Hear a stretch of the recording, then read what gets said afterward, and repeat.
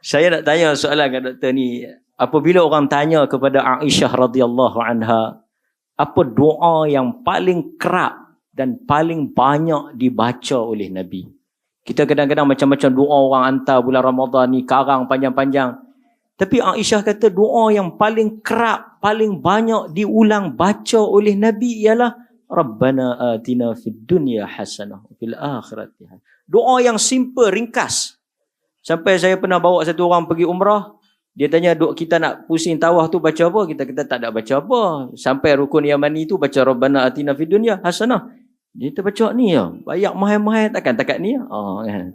Dia kata kan, dia tu banyak mahal-mahal ajak Rabbana ni saya pun tahu. Orang tak rasa besar dengan doa Nabi.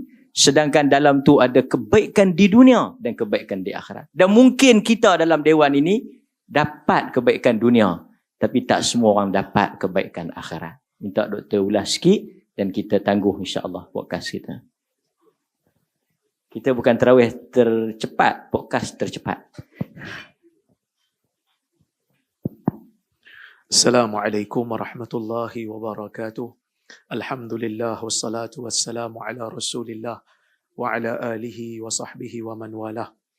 Menghadap ke bawah duli yang teramat mulia Tuanku Raja Muda Perlis, duli yang teramat mulia Tuanku Raja Puan Muda Perlis, seluruh hadirin dan hadirat yang dirahmati oleh Allah Subhanahu wa taala sekalian. Alhamdulillah kita dapat berhimpun pada malam ini. Suara saya ni pun tak apa nak keluar sebab sejuk. Duduk dalam bilik ni agak sedikit sejuk, tapi alhamdulillah mendengar tazkirah peringatan daripada Sahibus Samahah Datuk Mufti tadi sangat menginsafkan. Begitu juga apa yang diceritakan oleh moderator tadi Ustaz Ahmad, memberikan kita satu semangat yang baru. Allah Subhanahu wa taala memahami dan mengetahui hakikat insan. Insan ini tercipta daripada roh dan jasad. Dan apabila insan ini dilepaskan di dalam dunia, Allah Subhanahu wa taala Maha tahu bahawasanya manusia ini akan terganggu dengan perkara-perkara yang menjauhkan dia daripada jalan yang sebenar. Oleh kerana itulah Nabi SAW menjelaskan hakikat ini dalam sebuah hadis yang sangat masyhur daripada Ibnu Mas'ud radhiyallahu anhu. Nabi SAW buat satu garisan di atas tanah. Nabi buat satu garisan, Nabi kata, hadza sabilullah. Ini jalan Allah yang lurus, Nabi kata. Kemudian Nabi SAW membuat garisan di tepi garisan yang lurus itu, di kiri dan di kanan.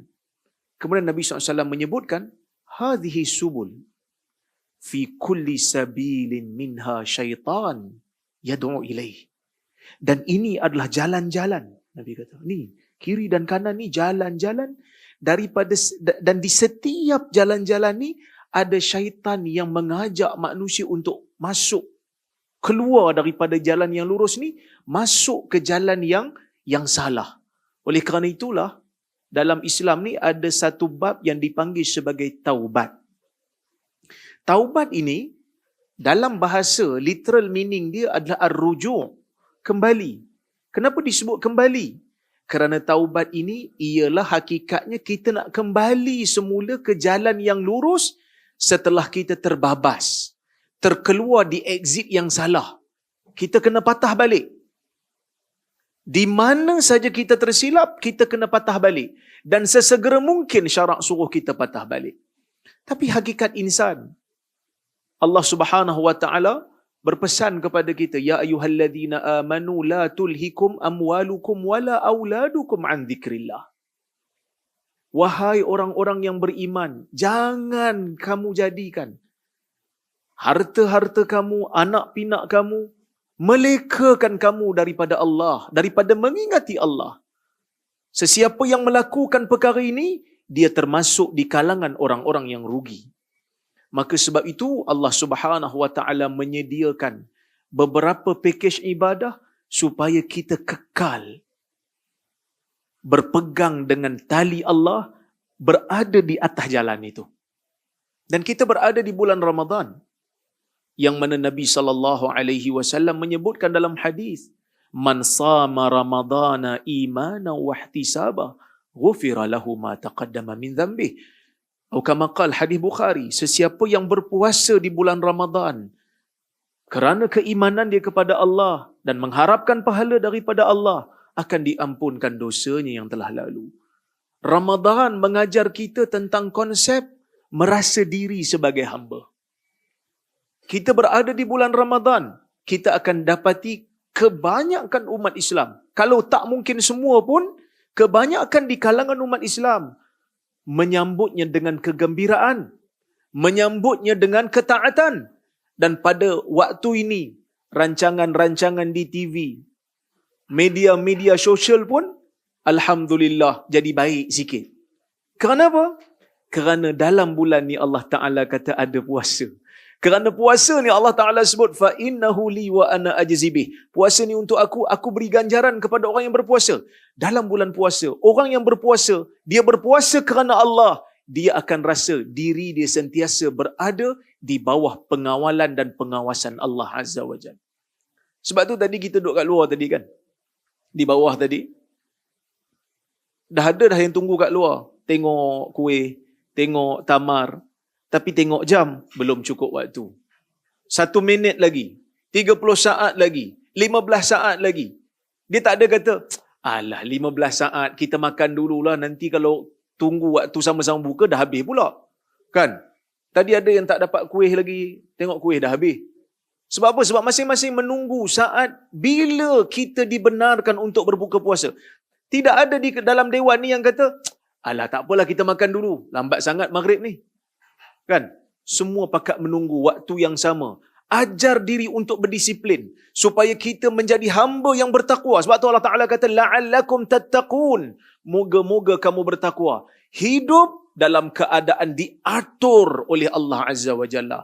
Hidup dalam keadaan diri kita bergantung dengan Allah Azza wa Jalla. Nak buat yang ni, takut puasa terbatal. Nak buat yang ni, takut pahala puasa terganggu. Maka sebab itu Allah Azza wa Jalla berikan kita dengan ibadah-ibadah. Nak dapatkan keampunan, Nabi SAW kata ni caranya. Selain daripada bertaubat kepada Allah, banyakkan melakukan ibadah. Sebab itu ada satu orang dalam hadis Nabi SAW, dia dah bunuh 100 orang kan. Tuan-tuan pun biasa dengar cerita ni. Kan? Cerita ni dia dah bunuh 100 orang, lepas tu dia nak pergi taubat. Dia pergi tanya dekat Tok Syekh kata, ma yahulu bainahu wa baina taubah? Siapa yang boleh halang antara dia dengan taubat? Pergilah taubat. Tapi Tok Syekh kata apa kat dia? Bukan hanya sekadar taubat. Kata Tok Syekh yang memberikan fatwa kepada orang yang berdosa ni, dah bunuh 100 orang ni. Intalik ila ardi kadha wa kadha fa inna biha unasan ya'budunallah fa'budillaha ma'ahum. Kamu pergilah ke bumi sekian-sekian. Di sana ada manusia-manusia yang menyembah Allah. Pergi sembah Allah bersama dengan mereka. Wala tarji' ila ardik fa innaha ardusu. Kamu jangan balik ke bumi kamu, kerana bumi kamu ini bumi yang jahat, bumi yang menghalang kamu dan melekakan kamu daripada menyembah Allah Azza wa Jalla.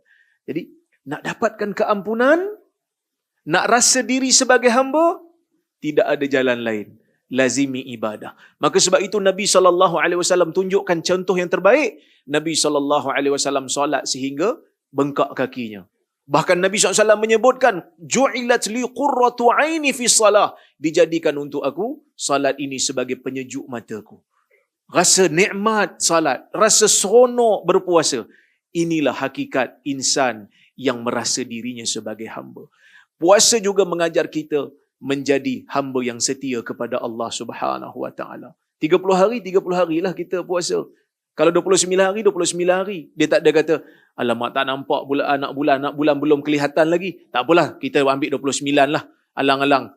Hari 30 kita Syawal. No. Kita setia dengan syariat yang telah Allah Subhanahu wa taala tetapkan ke atas kita.